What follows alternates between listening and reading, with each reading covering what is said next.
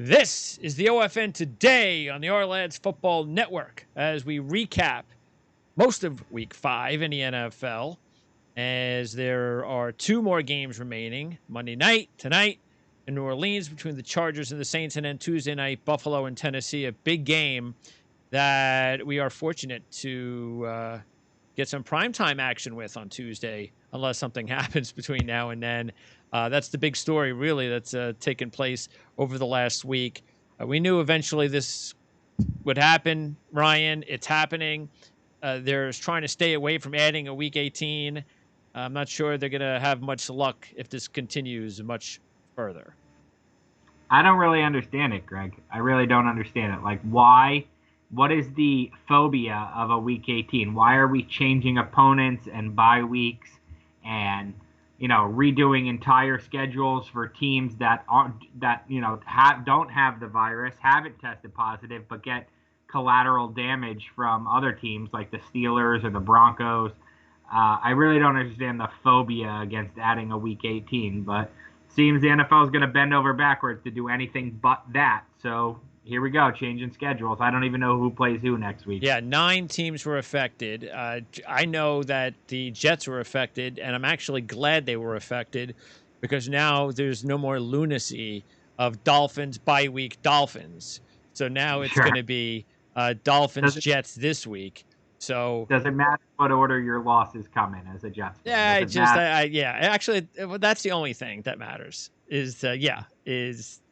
I just don't want to see the same team for 3 weeks. Okay. But yeah, no, that doesn't matter. Dolphins probably better off seeing the Jets now anyway until they get some of their players back. But it really doesn't matter, especially after the Dolphins had a nice win over San Francisco. And I don't know what that tells us about the Niners, because it looked like maybe, by beating up on the Jets and the Giants, that, hey, maybe everything's okay with San Francisco. They did it mostly with backup quarterbacks and running backs and defensive linemen, and hey, they're back. And then they go back home and take on a bad Eagles team and lose there, and they get trounced by the 1-win Miami Dolphins. So I don't know. The injuries, look, they got Jimmy G back. He looked terrible. They got Mostert back. He was fine. But Jimmy Garoppolo, he threw those 2 interceptions. They were ducks. They were terrible. No, I think you hit it on the head. I think we have a little, the saying East Coast bias, where like people are tend towards New York because things are on earlier here than on the West Coast and whatnot. Like, I think there's a little East Coast unbiased or something. Like, people don't realize how bad the Giants and the Jets are. They can't really be that bad, right? There's no way that both New York teams are terrible. So it's like, San Francisco just, they had 2 good performances there, and now Garoppolo's back. They're fine. No, they just beat up on the bottom of the NFL. They're not fine. That was an alarming. Through 5 weeks of the NFL, I'd say that might be the most alarming score I've seen so far. And you nailed it. You've been saying San Francisco might have that Super Bowl loser's curse. And I've been kind of thinking, no, they're fine. I've been kind of thinking like, they're fine. They have good players. They'll be there in the end. Well, that was an alarming result. Yeah, and I think it's definitely, when I bring that up every year, it's more of, well, there's got to be a reason pertaining to longer of the season. I think you even mentioned, well, a lot of times the teams who get to the Super Bowl don't have to deal with the injuries, so they are fortunate. Niners not fortunate now because the injuries definitely have an impact. So I think there are a lot of things, and I don't know, losing a big game like that, maybe that does have a little bit of an impact. But whatever the case may be, the Niners are in a bad situation because the NFC West, as we've been talking about, is stacked. I wasn't overly impressed with Arizona the last 2 weeks. I watched them against Carolina. Didn't think they looked all that great. I think I'm very fortunate they played the Jets yesterday, because I don't think, even though Murray threw for 380, he only threw 1 touchdown pass that Hopkins, had to make one of his miraculous star receiver catches in the end zone. Other than that, it wasn't like Arizona looked invincible, even though statistically it appeared that way. So I think this is, the Rams got the win they had to get because they've had a very weird travel schedule. But Seattle's still the cream of the crop after holding on and coming from behind and beating Minnesota with a 4th down touchdown pass. What is Mike Zimmer doing? What is he doing? Kick the field goal. You don't let Russell Wilson have a chance to beat you there. I thought that was a head scratcher. If I was any of the other coaches or players in the NFC West who need Seattle to lose, I'd be screaming about that Vikings call. I don't understand it. I like being aggressive. I also like, keeping yourself in a position where you can't lose. Certainly in regulation, can't lose. I thought that was crazy. That kind of, yes, the NFC West is the best division. The NFC East is the worst division. The AFC East might be the second worst division. And they're all kind of just playing each other here. So the Cardinals got healthy on the Jets, just like the 49ers got healthy on the Jets. And eventually the Rams will get healthy on the Jets. And Seattle will take advantage as well. But yeah, it was weird because if I can understand it, if it was a situation where you go for it maybe and you will go up 9, you're going to kick the extra point, you're going to go up 9 or something, and the game is what was the score at the point? They were up 5. Oh, okay. So that's right. What I mean is the field goal. So I could understand it if they kick the field goal, and the strategy is if you tie, if you go up 8, what you're saying is, okay, he has got to come down, he's got to score, and he's got to score 2 points and tie the game. But tying the game, even with 2 points, is still you don't know what's going to happen in overtime. So you can go to overtime and you can still win the football game. So it was kind of strange. I think if Dalvin Cook is the running back, I maybe even understand it a little bit more, because I thought when I was watching the replay and I slowed it down and I'm looking at the blocking, and it looked to me that everybody was blocked and it was one guy that could possibly make the stop. Madison decided to do what a lot of running backs tend to do. I'm going to go with the quickest, easiest path. I'm going inside. So even though there wasn't a hole inside, he goes, I'm going inside. He tried to muscle his way in. If he kicked it outside, I think he walks into the end zone standing up. That's the difference maybe between Madison and Cook. Yeah, I think the difference between a starter and a backup. Yeah, there's clearly, if you look at it on replay, there's a hole to his right that he didn't hit. Look, I like the idea of being aggressive. I don't like it. I don't like it there. I think a lot of times there's so much value in being up 8 points versus 7, because the team can come down, get the touchdown, and then they're not going to have a timeout left, so they're going to have to scramble to get their 2-point conversion play in the 35 seconds. They're coming off the jubilation of scoring a touchdown. Then they got one. Basically, it's like a one shot to tie kind of thing. There's no room for error. I think there's a lot of pressure on the offense in that 2-point conversion spot, because you just march down the field and now you have to do it again, basically. I'm a huge fan of going up 8. I don't understand why anybody wouldn't do it. So, totally surprised by that, especially, like you said, I hadn't even thought about the element of having a backup running back in there at the time. Yeah, Zimmer was look, I know that sometimes even good coaches who have had a good run, sometimes it's just not working out. Stefanski goes to Cleveland, and you look and you go, well, wait a second now. Boy, they let Stefanski go. He sure is looking like a genius over in Cleveland. And they go back to what, Kubiak? The old school coach goes back to the old school former head coach coordinator. They let the young new wave offensive guy go. That was a little strange that Minnesota decided to do that. And they got the older, rich quarterback that can't run. So, yeah, I think if Minnesota wants to go with a fresh new look, it may make a lot of sense to kind of start from scratch, go get your young quarterback, go get your young, coach and so forth. But then again, they just let Stefanski go. And I don't know what they have in mind for Cousins, because they don't have a backup plan right now. No, certainly not. And I think there's a situation there where they might have to start from scratch. They started from scratch on defense, the Vikings, this year, with all those cornerbacks and draft picks. So actually, those cornerbacks played okay, until the last drive, although Cameron Dantzler looked totally lost on that 4th down against DK Metcalf. But I think they might be a situation where you have to start over with quarterback and coach very soon. Yeah. And as far as Cleveland is concerned, and Stefanski, they just keep, every time they win a game, you see these new records Cleveland Brown records that pop up on the screen. Browns haven't been 4-1 since. I don't even know what that is. But big win for the Browns. And they're proving that, look, the reason they're winning is not because of Baker Mayfield. And that's the reason they're winning.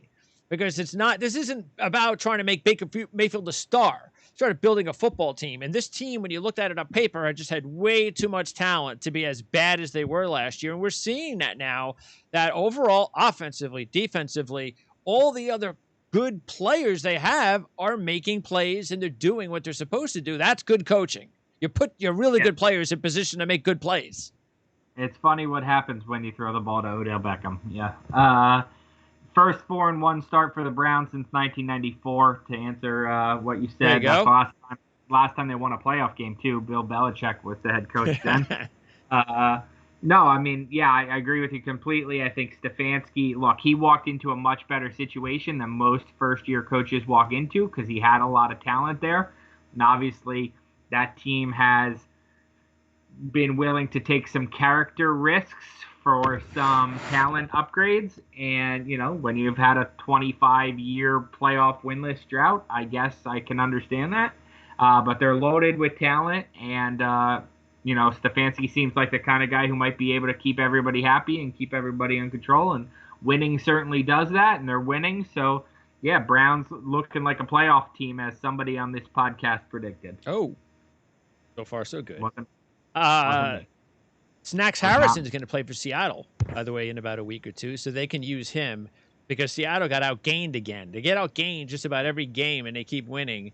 That's going to catch up to them. No Jamal Adams back there, so they'll get Snacks Harrison in. They'll get Jamal Adams back, and the defense will be better, but I still think they're missing a pass rusher. Snacks Harrison is a bit overrated, I think, at this point. At this point, yeah. He was done last year. Yeah, and he was done the year before that, too, when he was on the Giants. So, he's been a good run stuffer in this league. He's a guy Pro Football Focus, and those measurements love, but very little impact play at this point. Yep. And we'll have to find out about Dalvin Cook's groin injury because that would be obviously a huge loss if it's significant time. Madison can do a good job over a few games, but you don't want to lose Cook for more than a few himself. So, all right. No. That would only be the second most impactful injury yesterday, however. Yep, Dak game, of course, that you were glued to for, unfortunately, because of the Giants. And Dak goes down, wasn't having a great game. He goes down. Dallas still finds a way to win. That's because they were playing the Giants. And as far as this team and this division, the Cowboys still have a chance to win the division because Andy Dalton's a quality number 2. And at least we believe he's still a decent starter with a team that is surrounded with the talent he has to use at his disposal and the fact that they're in the NFC East. Yeah, I don't know if you could see me holding my nose because the division is it smells so bad. Yeah. No, yeah, I mean, look, it's I've been debating with people, with other writers that I talk to, and I'd love to hear your thoughts here, Greg, too. Could somebody win the NFC East with 6 wins? Whether 6-10 or 6-9-1, do you think a 6-win team could get in the playoffs in the NFC East, or no, because somebody's going to eventually win the division games? I think that'd be kind of low because of you would have to almost perfectly have it that everybody would split. Yeah, and that's just asking for too much. So I think it's possible. I wouldn't say it's possible. Likely, sure. I wouldn't say it's likely, but if it's going to happen this year, it could happen. Yeah, this would be the year. Correct. I'll say that. But yeah. So I don't think Washington or the Giants has a chance. I still think it's a 2-team race with Philly and Dallas, just like I thought it was all year. Both teams are just worse than I thought they were. Everybody's just worse than I thought they were in that division. So it just bumped everybody down. So, yeah, I think that's where things stand in the NFC East. Look, Dallas, probably still the best team. Probably still has the most talent, top to bottom. But the Dak Prescott injury, look, I thought, you're right, I was glued to that. I thought it was very telling, the the emotion on both sidelines. You could tell right away that everybody knew it was incredibly serious injury. Everybody has tons of respect for Dak because you see guys get injured all the time, and it's not quite such an emotional outpouring, especially from the opponent. You saw Jason Garrett go over and check on him. Obviously, his former head coach now with the Giants. So very impactful injury. I mean, within minutes, you had Mahomes tweeting about him, Haskins tweeting about him. The whole NFL kind of like shut down for a moment when Dak got hurt. And, from a football standpoint, I think certainly evens the playing field, though I think the Cowboys are the best team. Like you said, Andy Dalton's more than a serviceable backup. He's better than some starters in this league. And then the really crazy part, and I'm sure we could dive into this later in the season or in the offseason, is don't forget what it does to Dak Prescott's contract. I mean, he was basically he was gambling on himself to a $31 million franchise tag. I'll have a huge year, and then I'll have all the leverage, and they'll have to pay me, 4 years and $160 million. And now if the Cowboys want to play hardball, they could say you have to go out there and prove it to us next year. We're not giving you an extension again. Well, you could say, I get that when you're a couple things on that. You mentioned the reaction, and I think you get that whenever the bone comes out of the skin. That's when you're going to get that reaction, more than anything. And then obviously the player, and what a personality he is for for not only the team but for the industry, the union. As far as the contract, I mean this is definitely a good thing for the Cowboys as long as there's no serious impacts from the ankle injury. Anytime there's if you're asking, I mean, like again, I'm not no doctor. But logically, if you're choosing an injury with a quarterback, I think I'm saying ankle, okay. I mean, as long as there's no infection, something serious happens to the ankle that is just unusual, I'm going okay. I'd rather not have the ACL with the quarterback. I don't want the shoulder with the quarterback. Give me an ankle, I'm okay. I think he'll be the same quarterback he always was. But this also affects, like you said, the Cowboys in a good way because now the contract isn't going to be crazy. There's no way the Cowboys can ask for anything. I mean, their agent can ask for anything crazy. And this is going to be a good thing going forward, I think, for the Cowboys as long as Prescott's all right. Yeah, it's just a bad thing for Dak. And that, from that standpoint, he might have to play on the franchise tag again next year and wait and have another, basically push everything back. Well, it's all relevant when you say that, Ryan, and I get it. We cover sports. Like when we cover sports, it's like our little world, and we live in our little world, and the players live in their little bubble. We kind of live on the outskirts of the bubble because we don't live there, but we live in this world. But in the real world, let's be honest here. He's got $30-40 million in the bank. He's going to be okay. I mean, that's all relative. Exactly. That's what I was saying. It's relative. He's okay. The guy who makes $30,000 who should be making $80,000. Well, yeah, sure. He's got $30,000, but somebody else who's not as good at him as his job is making $80,000 because, he got injured or something on the job. Well, that's not really fair. No, I'm just saying he's going to be okay. Yeah, sure. Even if he never plays football again, he's never going to have to worry about anything financially the rest of his life. Yeah, he's not going to be, he's not going to have his hat in his hand on the street one day. But he's not going to make what he deserves to make. Yeah. So, and I completely agree with that. So we'll see what happens. When football, everything's always relative. Or any person, really, anything's always I don't feel, by the way, I think there's some players in Seattle that didn't feel the same way about Tristan Hill's injury, though. I'll say that much. I don't know the history. Yeah, he's got an ACL. Tristan Hill was the one that turned. No, I know he got hurt, but what's the problem? He's got an ACL. Yeah, but what's the thing with Seattle? That's when he tried to twist Chris Carson's leg. Oh, yeah. Well, not when he tried, when he did, when he purposely tried to hurt him. Okay, yeah, I don't remember. Yeah, that was the one and he had to obviously apologize. He got fined for it. He should have got suspended. I remember. Yeah. Well, was that last year? No, that was the Seattle-Dallas game. This year, yeah. I don't remember that. Yeah. Doesn't ring a bell. So I know he got hurt yesterday, but I didn't put two and two together with that's who he was. All right, now let me ask you about Daniel Jones before we move on with the Giants, because we shouldn't be talking about the Giants much. But you tell me, what is the difference? What's going on when you watch him play last year and you see some of the really good games he had, including the Tampa Bay game, and you go, wow, holy moly, give this guy a few years and you've got something special. He had his ups and downs, as every rookie does, but year two, okay, maybe it's the playbook. Is that what it is? But I don't know. I watch him play and he just doesn't look the same as he looked last year. At least last year there were spurts where it looked like, and this was even while Barkley was playing. So what do you think the problem is so far this year with him? I think there's a couple things. I think you hit on it all. I think it's the perfect storm of bad things happening to him right now. One, obviously this playbook isn't what he was comfortable with from his rookie year with Pat Shurmur. Obviously Pat Shurmur drafted him. Pat Shurmur knew what he was. Pat Shurmur knew exactly what he wanted to do. Pat Shurmur fit his offense for Daniel Jones. Daniel Jones is trying to fit into Jason Garrett's offense. So there's that. There's not having enough talent around him. Sterling Shepard's out. The offensive line, I think, is worse than it was last year. Saquon Barkley's out. So there's a lot more on him right now. There's not Eli Manning around to help him with a lot of things, to bounce ideas off of, to say, hey, all week on the sideline during games, hey, what are you seeing here, whatnot. There's not that around.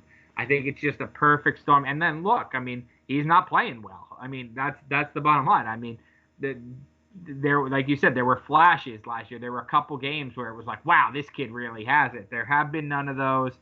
He hasn't thrown a touchdown pass since week 1. It's really just a perfect storm of he's not playing well. He's turnover prone. He's not getting any better at protecting the ball. He's actually probably regressing at turning over the ball. And then I don't think he has enough talent around him, and I'm not sure that it's a great schematic fit right now. So I think it's kind of just all coming together, snowballing on him. Yeah, because the thing that still is annoying when you're a Giant fan is, and we know that it wasn't necessarily his fault that he fumbled. But the problem, I think, is with Giant fans is the dude fumbles so often that not every quarterback fumbles when they get hit like that. Why does he always have to fumble when he gets hit like that? I can imagine most Giant fans reacting that way. Correct. If you want, I think he's got 22 fumbles. If you want to say half of them are not his fault, well, that's still 11 fumbles. Like, got to do a better job. He's not feeling the blindside pressure. He's holding the ball too long when he should throw it out of bounds to try to make something happen. I get it. They're desperate, right? He feels like, oh, man, it's on me. I got to make a play. I got to make something happen. And, he's holding the ball too long, and then he's getting hit because, the offensive line can't hold up.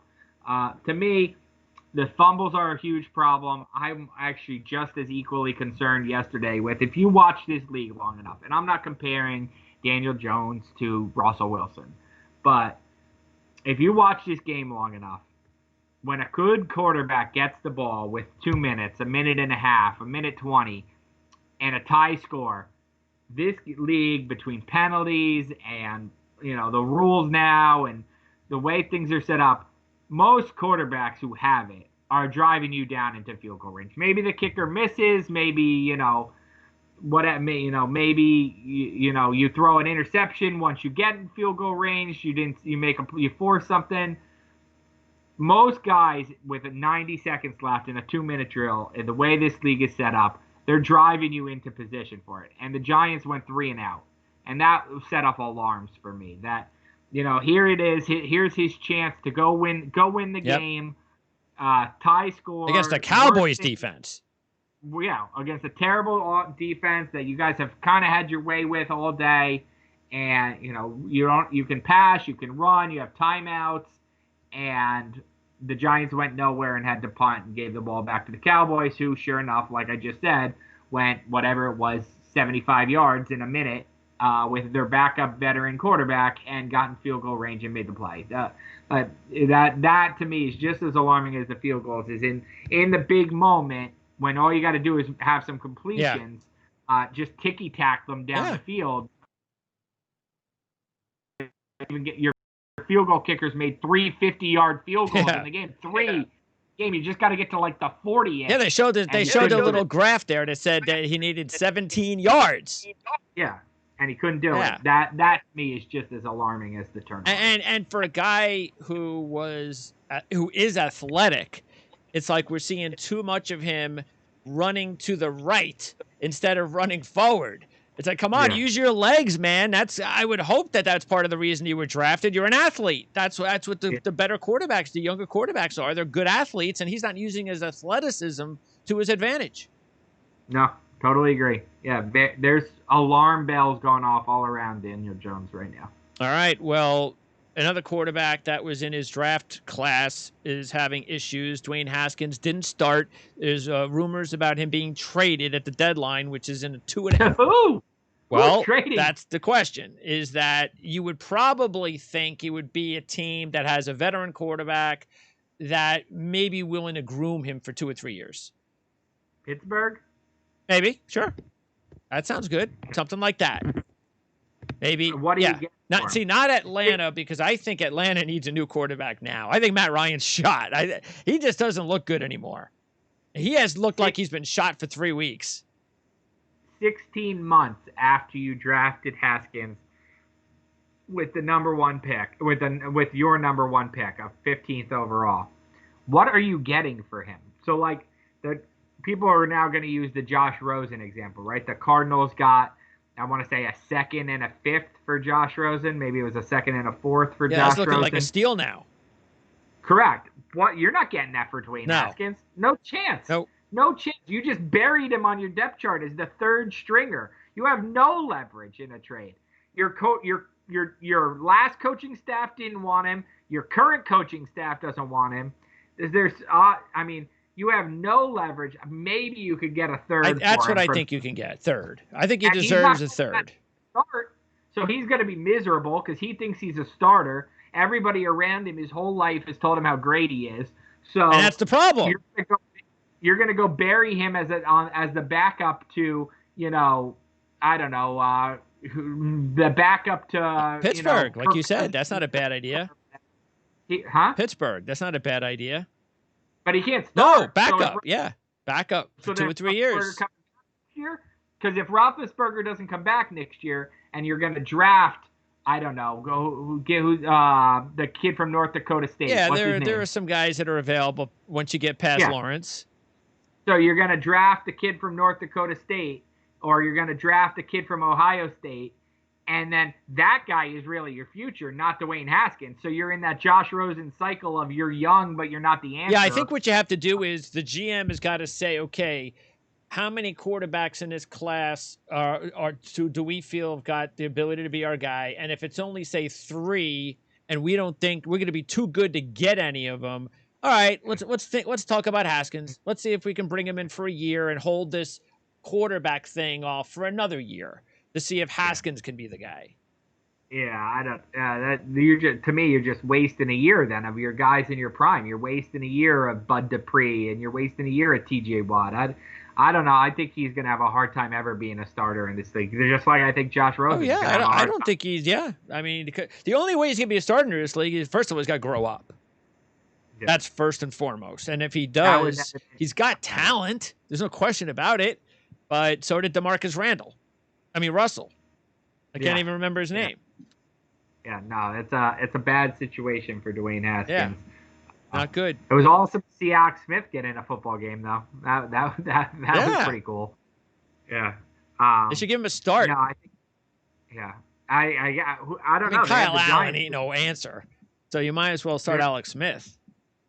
Well, they have the Giants this week, so I'm sure we'll ask Ron Rivera that tomorrow. I mean, they should. I mean, seriously, you're in this pathetic division. You actually have a decent defense. The defense is not the problem. You got one receiver. You don't really have a running game, which is part of the problem. I mean, Gibson can't be your number 1 running back. He's a nice little, Swiss Army knife kind of guy, but he's let's hand the ball off 20 times. No. Yeah, there's problems there. And again, the deadline, by the way, is in 2.5 weeks. So we'll see what kind of other deals take place. But we know that the Atlanta Falcons, if they make any deals, it'll be with a new man in charge, because Thomas Dimitroff is gone, Dan Quinn is gone. That's 2 head coaches gone, and Raheem Morris does get the job as interim head coach. So good for him. And by the way, I'll be talking with Kevin Knight from Falcoholic.com at SB Nation on the OFN today tomorrow to find out all about what's going on there in Atlanta. But anyway, that's a great site name. Yeah, right. Falcoholic. I love that's hilarious. No, I mean, you tie it into the trade deadline. Is Julio Jones going to get moved? I would.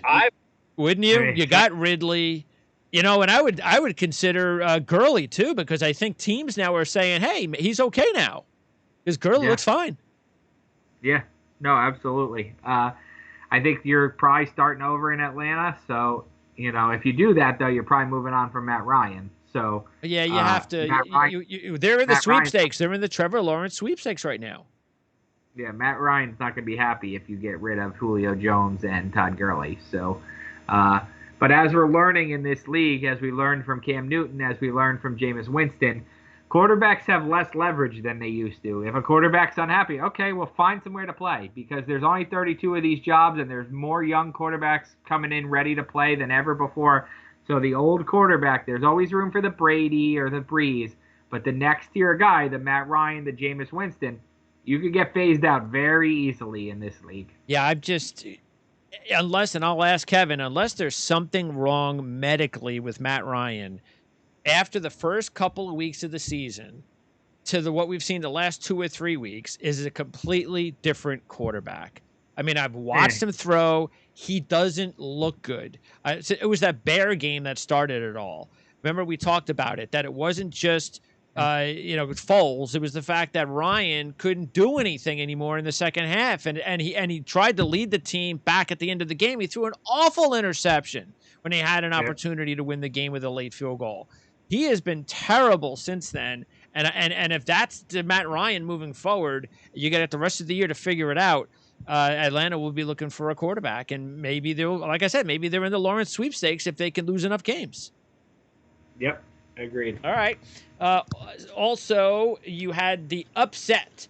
We already talked about one of them with Miami upsetting San Francisco. By the way, they picked on that Brian Allen practice squad cornerback really bad. I haven't seen a corner picked on as much as Brian Allen was in that San Francisco game in a long time. I mean, every pass that was going for 20, 30, 40, 50 yards was against Brian Allen. So, I've seen it. I watched the Jets and Giants. There's a game last year where Corey Ballantyne, Mitch Trubisky of all people, just kept throwing Allen Robinson at Corey Ballantyne. You felt bad for the kid afterwards. It was like football abuse. It was like 6 straight completions on one touchdown drive or something like that. Look, teams are smart to do Absolutely. that. Right? Anybody who's ever played Madden football video games knows if you find a matchup to exploit, you just keep going back to it and you make the coordinator adjust to it. So great job by the Dolphins there. And Chan Gailey getting it done, calling the plays for the Dolphins. And we'll talk more about the... Oh, does Dirk Cutter get to stay? Your buddy, does he get to stay under Raheem? I guess he does. Yeah, Raheem is the interim. So Dirk gets to stay as OC? Oh, Dirk stays? I would probably guess so, yeah. Okay. Yeah, you don't want to be changing your coordinator right now. Yeah, Arthur Blank just had a conference call right now, basically said that Quinn and Dimitroff both signed up knowing that it was playoffs or bust this year. They both knew that coming into the year, and at 0-5, obviously that isn't going to happen. So they shouldn't have been. I thought Dimitroff did a good job early in his tenure, but the last several drafts just have not worked out for him. He's still done okay. Ridley, I think he's a good overall GM. I really do. I think another team, if you're looking for a GM, I think he definitely should be in that interview room. Yeah, if he wants another shot, he'll get another shot. Vegas with the big upset over Kansas City, and Derek Carr, he definitely was helped by getting his offensive tackle back, Brown, and the young rookie Ruggs back in the lineup so he could stretch the defense, because the receivers are just not all that great with the Raiders. But Ruggs comes there, makes a big difference, and Derek Carr, 343, 3 touchdowns. And now the Raiders are looking like they are a for real playoff contender. Agreed. I'll start on the Chiefs side. The Chiefs were like teetering, right? You saw this with the Chargers game they played a couple weeks ago. They were teetering on like This team isn't going to go on. They're the best team in the league, but they're not going to go. Yeah, you're getting undefeated. everybody's best game every week. Yeah, they're not going to go undefeated. They were going to have somebody who's going to pick them off because they're getting everybody's best game, and clearly they know they don't have 13-3 will be good enough, or 14-2. So and they had needed back-to-back Baltimore Patriots. Yeah, they needed a bit of a kick in the pants. They got. I think that's focusing on the wrong thing. I think you're right. I'm wrong. Like, focus should be on the Raiders there. Like, Derek Carr is like one of those cats with 9 lives. Every time you're ready to kick him to the curb, he revives his career. I mean, he's the strangest 3-time Pro Bowl quarterback I've ever seen. No, absolutely. I think that team. That's a team that you look at and you say, you know what, they could really benefit from being the added playoff team in the AFC. Yep. You expect there might be the 7th best team in the AFC, where in the past that means sorry, see you later. This year that could mean a playoff game. So I think, I thought that they were getting much better last year. See, there's 2 different ways, right, Greg? We know this. 2 different ways to end a season. I mean, once you end a season, good for it to go. And then you have the Jets, who won, what was it, like 6 out of 7 last year? 6 out of 8. And that was fake, right? That was beating up on bad teams and not a real sign of progress as we've seen this year. And then you have the Raiders, who finished strong last year, and that was real. That has carried over. That was a team coming into its own. And so now you see that, that is carried over, and this is a team that, they're legitimate. If Carr is going to play well, they have fast receivers, a better offensive line, a good, one of the top running backs in the game. They're getting better. They spent money in free agency to bring in some big-time free agents to help the defense. That's a team on the rise. Yeah, another draft or 2 on defense for sure. But the Ruggs addition was so big. Because, again, it just makes all the difference in the world for that passing. Because Derek Carr, over the last few years, he makes you crazy, but it's because of really he doesn't have all the weapons. He has these 70% completion percentage games, and he's got like 200 yards passing. Like, dude, I mean, now is it Carr? Is it the offense? Hopefully this is Carr's, and I think Gruden, I trust Gruden.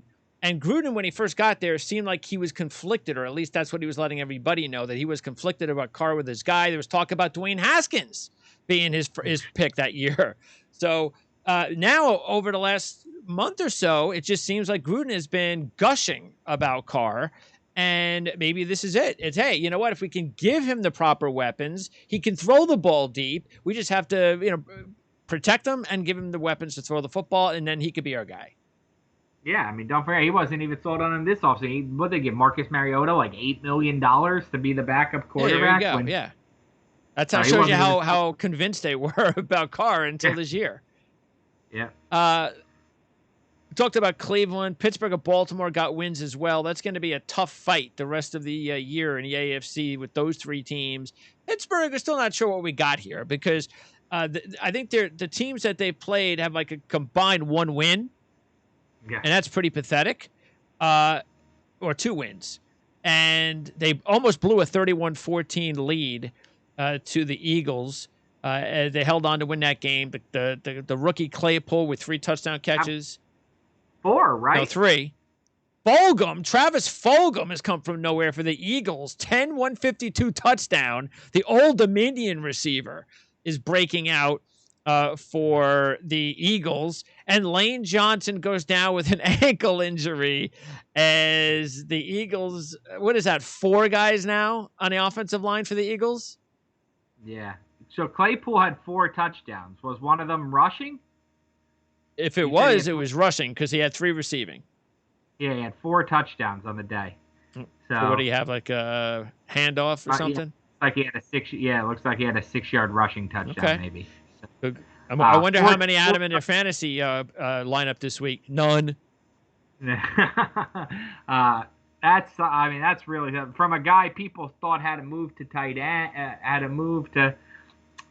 in the NFL. I mean, just look at all these receivers they have. Deontay Johnson goes down. Chase Claypool steps up. They have Juju Smith. They even have that guy James Washington as their number 4.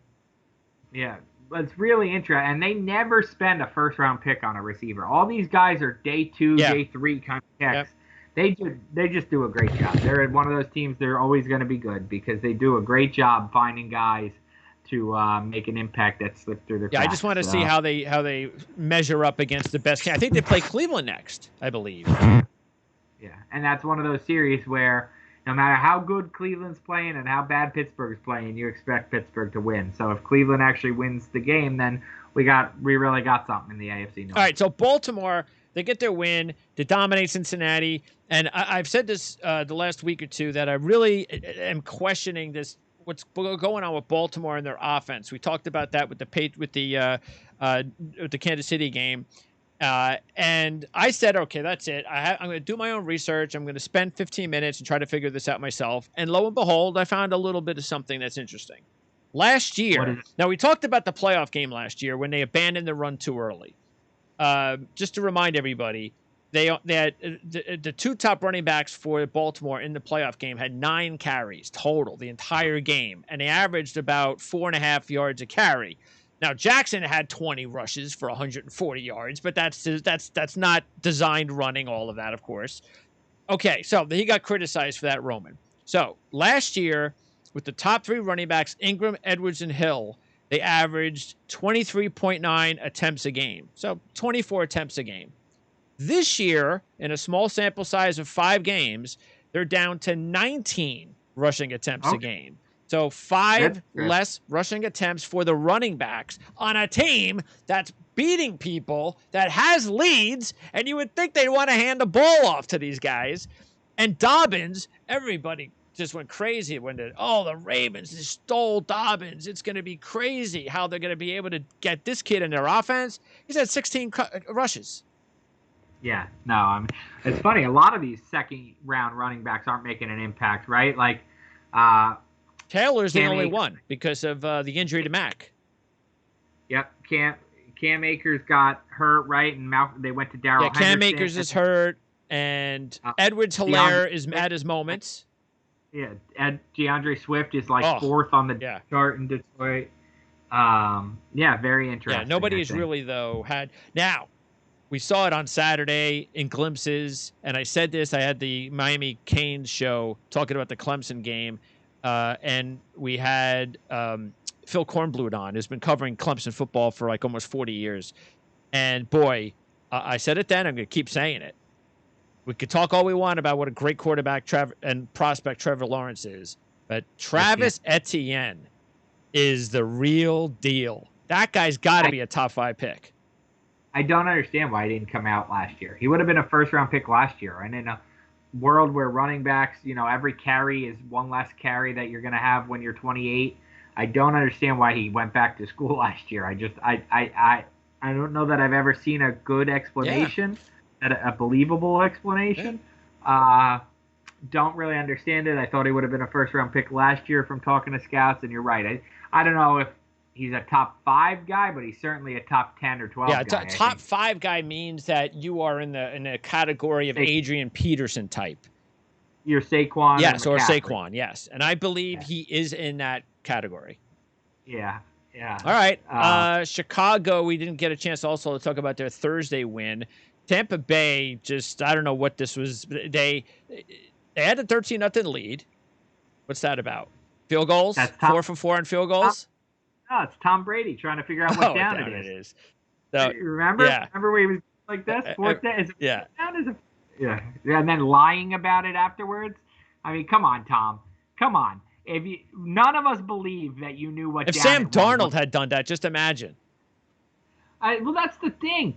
Like, I almost could understand Sam Darnold or Kyler Murray lying and trying to protect himself. Like, wow, I'm going to look stupid if I admit this. I'm going to lose. Tom, you won 6 Super Bowls. You're the greatest of all time.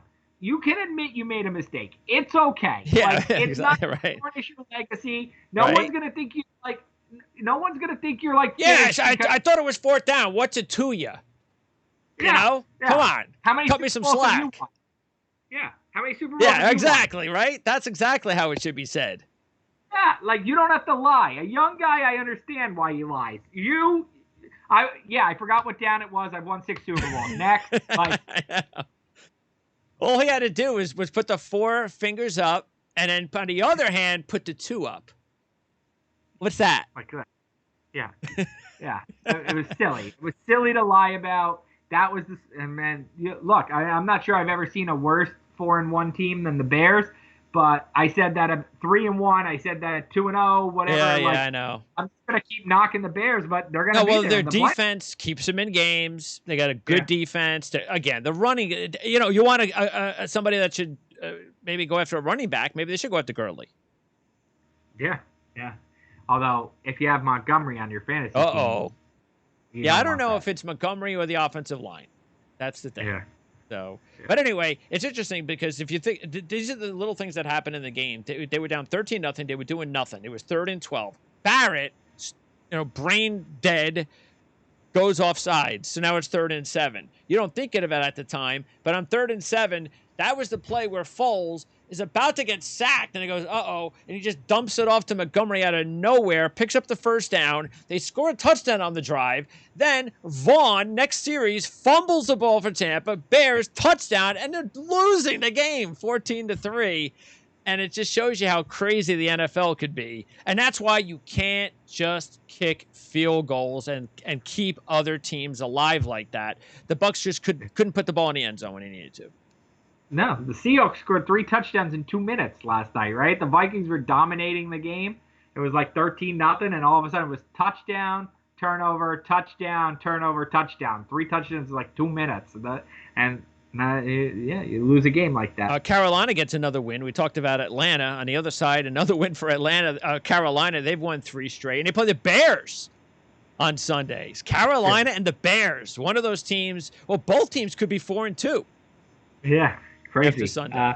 Matt Rule's done a nice job, especially without Christian McCaffrey. Yeah. I thought Mike Davis has done a really good job.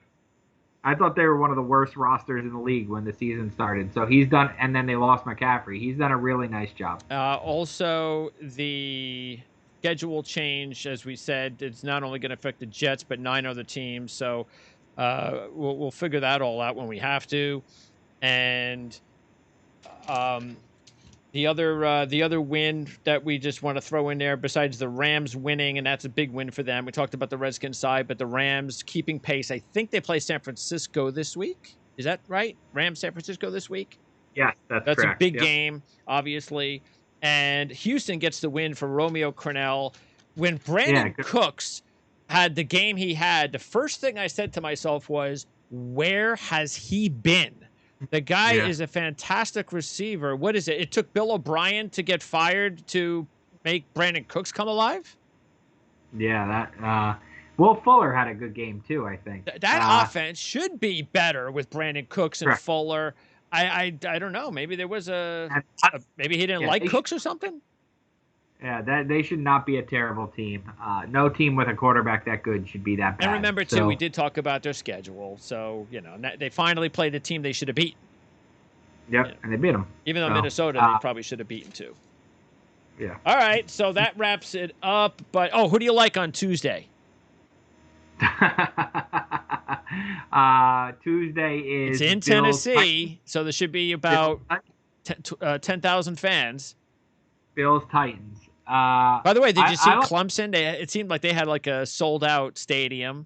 There was another game this weekend that looked sold out. You see Dan Mullen politicking for 90,000 people. Come on. I like the Bills. I think, it's 2 teams that are very good defenses, and the Bills have the better offense. I love the way Josh Allen's playing. I like the Bills. All right. Sounds good, Ryan. Let me tell you this. What's that? Let me tell you this. As I pat myself on the back right here. So the New York Post we pick the games every week, right, Greg? All right. We pick the games every week against the point spread. And then at the end of the week, after we pick every game, we do Sunday morning's paper. We do a best bets, right? We do a best bet. So the 3 games against the spread you're most confident in, right? And so I talked to some of my colleagues, and as long as they've been there 25, 30 years, they don't remember anybody going better than 9-0 to start the season, right? In the best bet. So 3 a week, that's 3 weeks undefeated, 9-0. You're talking to a guy right now who is 15-0 in his best bet. Wow. Yeah, we talked 15 about this 2 weeks ago, and the undefeated streak is alive. I got to know. So your picks come out when? Sunday. All right. Yeah. 15-0 in the Sunday, best bet. New York Post. Check out Ryan Dunleavy's picks. I'm not making any money because he's not making any money, so we should. Yeah, exactly. Yeah. 15. Probably be the week that I go 0-3, but 15. Well, you've got enough wiggle room now. What are you up by like six games in the standings? Oh yeah, for sure. Oh yeah, I'm killing. You should be able to coast your way in now. Here's my betting tip for you. Good teams beat bad teams. Yeah, by a lot of points. That's what I do. I pretty much pick the favorites every week. That's what I do. It's usually and one of the things I always point out is, statistically speaking, and that goes in the same way, is that teams usually that win, probably I'd say more than 80% of the time, cover. So everybody worries about the point spread all the time, but it's rare that a team like Seattle, it's rare that a team wins and doesn't cover. So people, especially when it's like in under 7 or 8 points, like double digits is different. But correct, Cowboys didn't cover on the Giants. So again, it happens, but over a season, it's definitely over 80%. Yeah, good teams beat bad teams usually by a lot of points. Look at Rams, Washington, and Cardinals, Jets. And when the Redskins play the Giants and bad teams play bad teams, what happens? Then you stay away from them. That's what happens. Thanks, Ryan. I'll see you, Greg. Thanks.